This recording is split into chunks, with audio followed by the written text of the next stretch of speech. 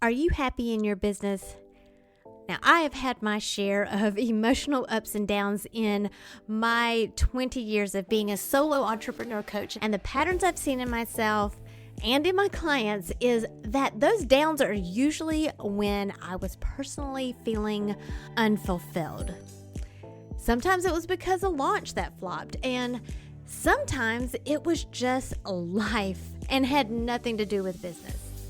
But those ups, oh boy, those are the times when I was feeling my most authentic and completely aligned to my purpose, or when I just felt like I was rocking that work-life balance. I would be thinking I could do this all day long and never feel tired. One of my loves is sharing what works for me and what has been working for my clients to achieve this very feeling, full of passion, happiness, peace, and freedom. So I decided to create a private podcast for coaches. Maybe you just want to develop better communication skills that boosts engagement, leads to better results, and makes you feel like you're actually making a difference in the lives of the people you serve. Then you're invited too. We talk about this and more in the UBU private podcast for coaches. Whether you're a mentor, a parent, or run a client-focused business, coaching skills benefit everyone and anyone who wants to communicate in a way that builds relationships. Fall in love with your life and business again. Click the link in the show notes for your invitation to join us right now. Then come back and enjoy this episode.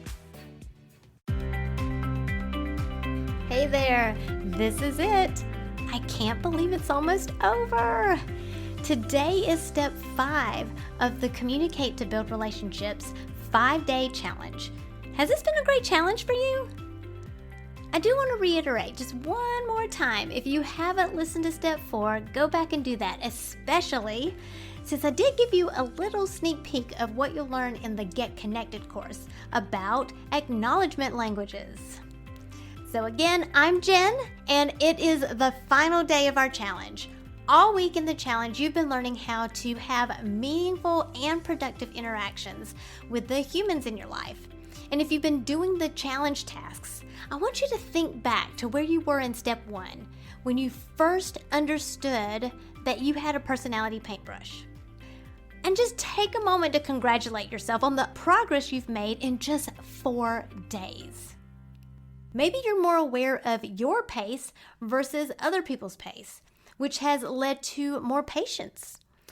Or maybe you've been able to let go of that harsh comment that was in your Facebook group because now you've got some perspective about that person's attention. Or maybe you've finally made a connection with a quote, difficult prospect. And now you've got hope that you're going to be making a real impact in their life, that otherwise you might have just written it off as a personality difference and just bypassed them. Now that's huge, and you deserve a high five for putting in all the effort this week to get you there. Now today I've got the third and final tactic I want to share with you, and that's coming up. But before I do that, hopefully you got your special invitation yesterday in your inbox for the Get Connected course. And I want to go ahead and congratulate you who have taken advantage of the fast action bonus that ended last night at midnight. I can't wait for that. And you'll be getting more details about that in a separate email. But if not, you still have a few more days to enroll in the course at the early bird rate. That's over 37% off the regular price just for being in this challenge. I'm going to leave the link in the show notes as well. After that, it's going to go back up to regular price. So, if you want to dive deeper into understanding the acknowledgement language of yourself and for other people, Get Connected is for you. You're going to be dipping your toes into the Enneagram on a very practical behavioral level. So you're not going to get overwhelmed, and you're not going to have to worry about trying to guess someone else's type, because actually you don't even need to know anything about types in order to come up with your communication game plan for each other. And in the course, you're going to have downloads with the visuals in a workbook, including a tool that's going to help you write out that game plan on how to communicate with a different personality so that you both feel acknowledged and you can deeply connect with that person without losing yourself in the process. Now, during this challenge, I've addressed 3 ways that we are different, and sometimes that can put up a communication barrier. But in the Get Connected course, you're going to learn 9 ways that we are different, 8 of which I didn't get to cover in this challenge. And in case you're giving me a side glance at my math skills there, that 9th one is pay style, which I talked about in the challenge and I'm going to talk about in more detail in the course. But yesterday's topic and today's topic, which is attention and boundaries, those are actually some common parts of our acknowledgement language. But understanding the 9 different acknowledgement languages can help you be on the same page with someone even when you disagree. Now that's a great segue into today's 3rd and final tactic I want to share with you. How can you make sure that you don't inadvertently cross a boundary? That boundary that can create tension that will build up over time every time we cross it, and it'll break the rapport. First, let's realize that there are 2 purposes for boundaries. Number 1, to protect you from others, and number 2, to protect others from you. And depending on your personality and your level of awareness and health, you might lean heavily to one side versus the other. Now, when it comes to crossing boundaries, there are so many different scenarios, and the effects of trauma is beyond the scope of this challenge. So remember, I'm not talking about malice intent in relationships in this challenge, but rather I'm talking about the subconscious blind spots that we all have in our personality. So for the sake of simplicity, I'm going to put it in the context of pay style, since that is something I know you're already familiar with because of earlier in this challenge. So someone operating in a slow pace style, they might worry that they're going to offend or bother or somehow waste the other person's time by reaching out to connect with them.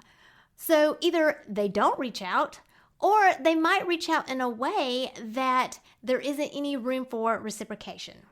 You see the wedge there. Now, I've seen this a lot in clients who don't really consider themselves salespeople and they're struggling in their businesses. But it could also be in a situation where there is a stubborn resistance or even a sacrificial mindset.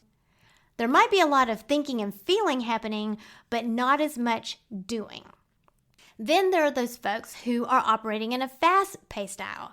And there might be a lot of doing for them, but not as much thinking and feeling. And this might look like sticking your foot in your mouth or putting the cart before the horse or having to come back and eat crow or do damage control once the thinking and feeling has caught up with what you did or say. Can you kind of guess which pay style I might be? But in those situations, both of those situations, that shows unhealthy boundaries, either by having an unhealthy fear of crossing a boundary or an unhealthy disregard of a boundary. And a lot of this time, this is due to a fear of missing out or being controlled or pride, or perhaps it's part of your competitive or ambitious nature. So in conversations, how do we overcome either extreme? Simply lead in with your fears. If you've already been able to discern the parts of your personality that are your drivers, like what the Enneagram helps us distinguish, this tactic will be easier to implement. And adding the Enneagram will really uncover some deep stuff. But you can do this in a very simple and practical way. Like, if you're afraid of getting on someone's nerves, simply preface your talk with, "I'm afraid this might get on your nerves." Or if you're afraid a student or a client is going to take up too much of your time, lead in with, "I've got 20 minutes. But if you want to really connect deeply in your relationships, leading in with your fears is going to take some real vulnerability. Now, if that doesn't sit well with you, there are ways you can express your vulnerability without feeling vulnerable or overexposed. Remember, step 5 is about healthy boundaries, the kind that don't trigger. And that is how you're going to be able to connect without losing yourself, because for you, being vulnerable is healing. And what being vulnerable does for the other person is it gives some people permission to push or at least stand closer to a boundary that might be boxing them in. And for others, it gives them this clarity that they need to open their eyes and see a boundary that they didn't pick up on before. So that way they can reposition themselves.